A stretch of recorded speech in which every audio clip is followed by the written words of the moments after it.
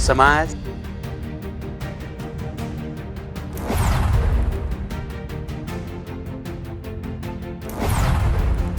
राजनीति,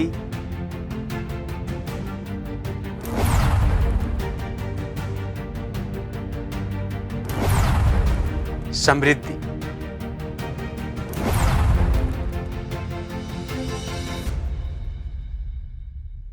आदरणीय दर्शकवृन्द, नमस्कार। विभाजन रेखाको यो चौथो श्रृङ्खलामा यहाँहरूलाई स्वागत छ।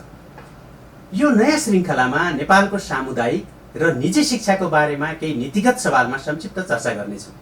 झन्डै 52 वर्षपछि सरकारले विद्यालय शिक्षा सम्बन्धी विधेयक 2080 ल्याउने तयारीसँगै उक्त विधेयक सार्वजनिक भयो र त्यसमा सार्वजनिक बहस र विरोध समेत सुरु भएको छ।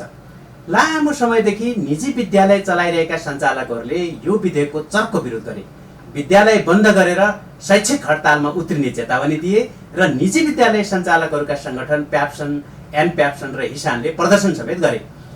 निजी विद्यालयका सञ्चालकहरूका सङ्गठनहरूले चेतावनी दिएपछि सरकारले विद्यालय सञ्चालकहरूसँग वार्ता गरेर विधेयक सच्याउने भएपछि उनीहरूले घोषणा गरेको आन्दोलन अहिले स्थगित गरेका छन् र प्रस्तावित विधेयकमाथि निजी विद्यालय सञ्चालकहरूले विरोध किन गरे त?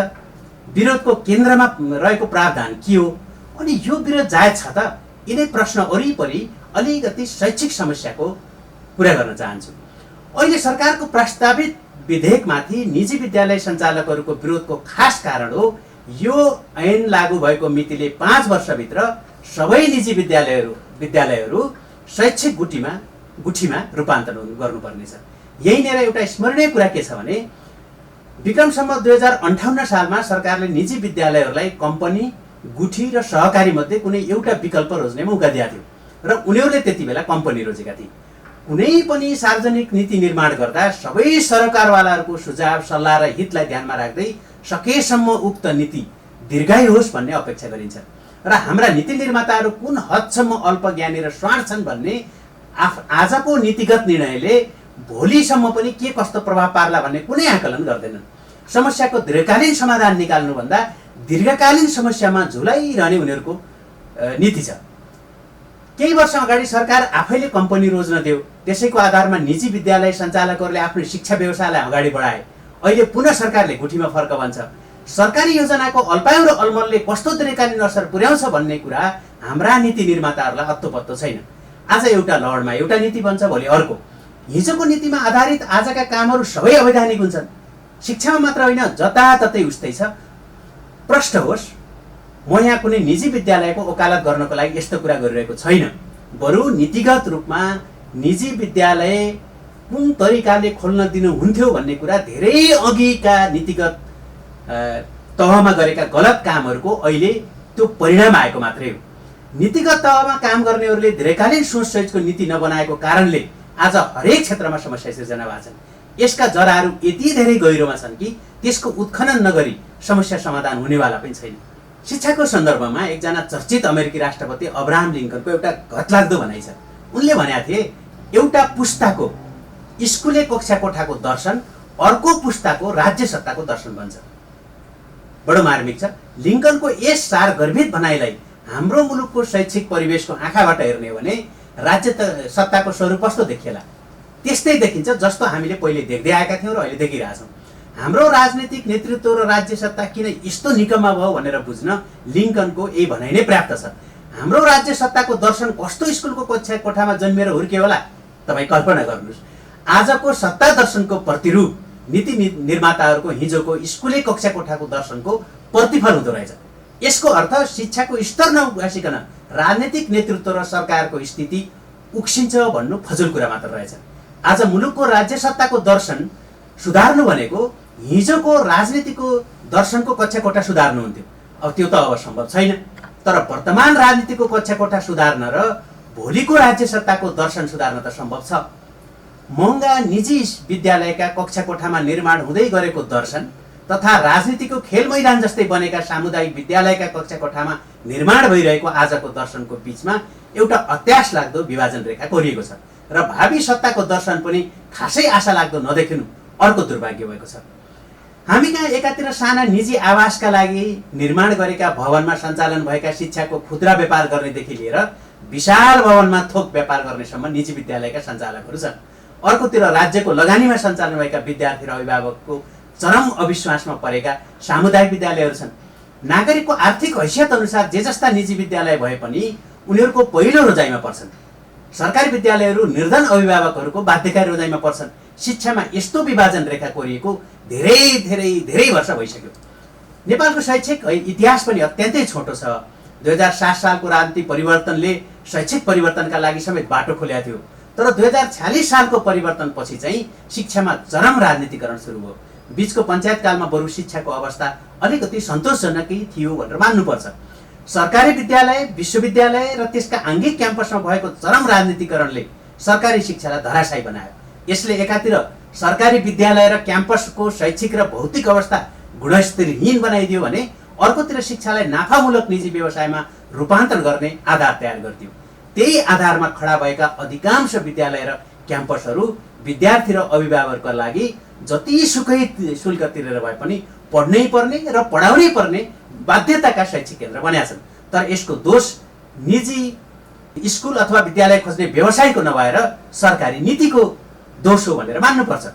सापेक्षिक रूपमा गुणस्तरीय शिक्षाका लागि विद्यार्थी निजी विद्यालय तथा क्याम्पसहरूमा जान बाध्य छन्।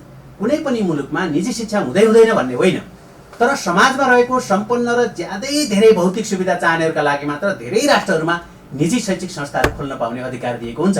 तर सरकारी विद्यालय र विश्वविद्यालयको तुलनामा नगण्य सङ्ख्यामा मात्र हुन्छन्। अझ भनियो भने त्यो 1 देखि 3% मात्रै हुन्छन्।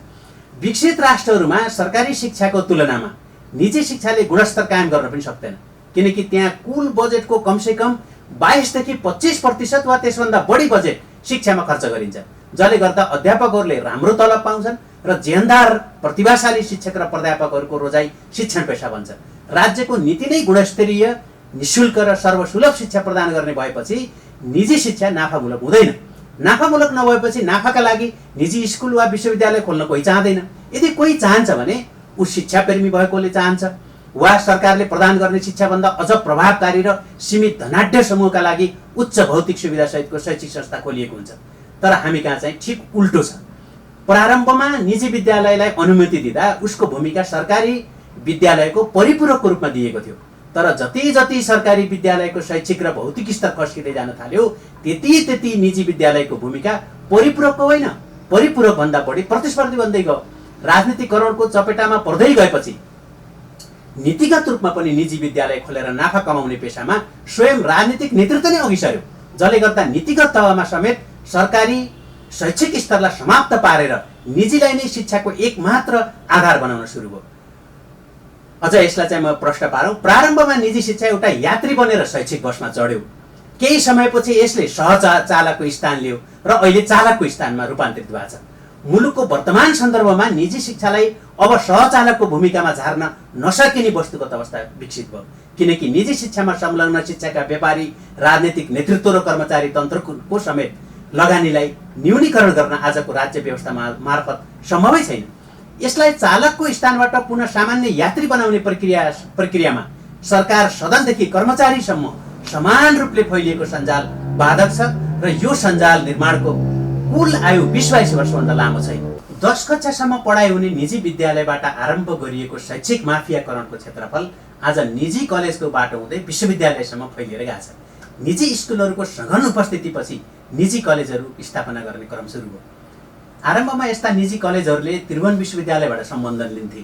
सम्बन्धनको नीतिगत पक्षलाई समातेर राजनीतिक नेतृत्व र शिक्षा मन्त्रालयको कर्मचारी तन्त्र पनि बिना लगानी सेयर लिने व्यापारीमा रूपान्तरण भयो। यसबाट हौसदै गएको राजनीतिक नेतृत्व र कर्मचारी तन्त्र मिलेर शैक्षिक माफियाको स्वार्थमा समाहित भयो र गुणस्तरहीन नयाँ विश्वविद्यालय र घर घरमा खुलेका निजी क्याम्पसहरूलाई सम्बन्धन दिने कायदाको नयाँ व्यापार सुरु भयो। शैक्षिक व्यापारीहरूले खोलेका बर्गेल्ती निजी शिक्षण संस्थाहरूबाट प्रशस्त पुँजी सङ्कलन भयो र अधिकांश हाम्रा गुणस्तरीय विद्यालय विश्वविद्यालयबाट पढेका शैक्षिक बेरोजगारहरूको समूहले थप महँगा निजी स्कुल र कलेज सञ्चालन गर्न सक्ने वातावरण तयार भयो। शैक्षिक लगानीबाट नाफाको यस्तो मोटो सम्भावना देखेपछि अन्य लगानीकर्ताहरू पनि यसतर्फ सजिलै आकर्षित भए। पहिले नै नीतिगत रूपमा गलत दिशा समातेको शिक्षा क्षेत्रले झनै ठुलो पुँजीको सङ्गठित समूह फेला पार्दै गयो।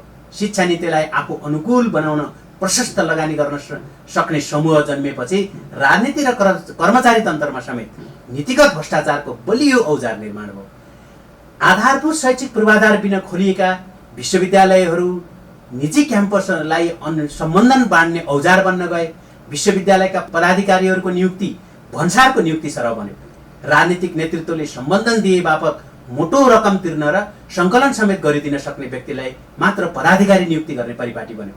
यसरी हाम्रा विश्वविद्यालयहरू निजी कलेजलाई सम्बन्धन वितरण गर्ने र विद्यार्थीलाई डिग्री बाँड्ने साधनमा रूपान्तरण भए।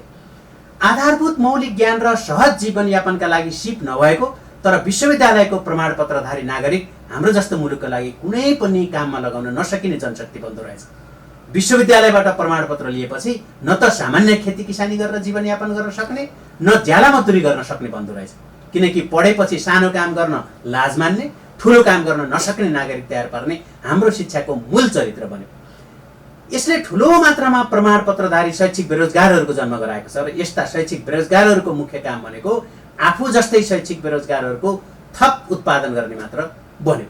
त्यसैले आज निजी विद्यालय र क्याम्पसहरू ठुलो बेरोजगार जनशक्ति उत्पादन गर्ने दयालाग्दो कारखाना जस्तै साबित भए।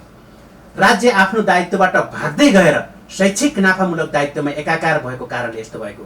एकातिर सरकारी शिक्षामा कुल बजेटको लगानी लगभग 10% मात्र छ, अर्कोतिर यही 10% लगानीको पनि सदुपयोग हुन सकेका छैन।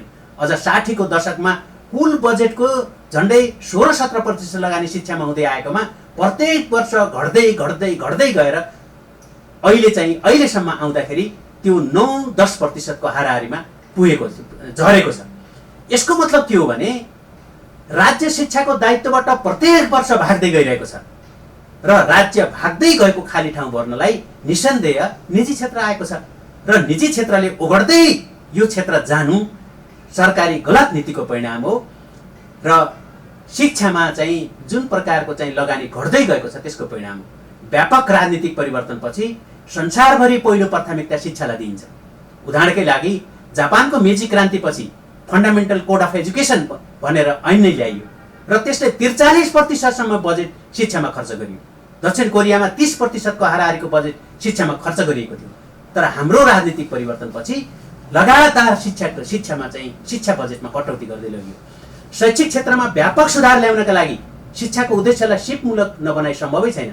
हाम्रा विश्वविद्यालयहरूले दिने सम्बन्धन नीतिगत भ्रष्टाचारको प्रमुख कारण बनेको हुनाले यस्तो सम्बन्धन प्रणाली खारेज गरेर विश्वविद्यालय प्रणालीमा जानु पर्यो, बहुविश्वविद्यालय प्रणालीमा जानु पर्यो।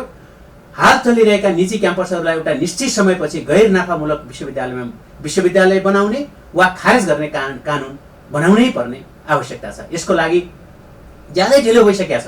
कुनै पनि विश्वविद्यालयलाई आङ्गिक क्याम्पस सञ्चालन गर्न दिनै हुँदैन। अब कानुन बनाउँदा शिक्षालाई राज्यको दायित्व अन्तर्गत राखिनुपर्छ र संवैधानिक व्यवस्थालाई पालना गर्नुपर्छ। किनकि हाम्रो संविधानले शिक्षालाई एउटा मौलिक हक अन्तर्गत राखेको छ र त्यसो गर्दा यथाशीघ्र 12 कक्षासम्मको विद्यालय शिक्षालाई पूर्ण रूपमा सरकारी र निःशुल्क बनाउनुपर्छ र अहिलेका निजी स्कुल र सम्पत्तिको दायित्व सरकारले लिने गरी उनीहरूलाई निजी स्कुल सञ्चालन गरेको अवधि र अवस्था हेरेर क्षतिपूर्ति दिने व्यवस्था गर्न सकिन्छ। संसारभरिका उत्कृष्ट सरकारी विद्यालय चलाएका मुलुकहरूको अनुभवलाई अनुसरण गरेर यसमा सुधार ल्याउन सकिन्छ। सरकारी शिक्षालाई निम्चरो देखाएर निजी शिक्षा मार्फत शिक्षालाई क्रमशः नाफा सोर्ने जुन सरकारी नीतिमा सार्थक हस्तक्षेपको खाँचो छ र यो नीतिगत पहलका लागि सरकारले चाहिँ आजैबाट अविलम्ब काम गर्न जरुरी छ। धन्यवाद।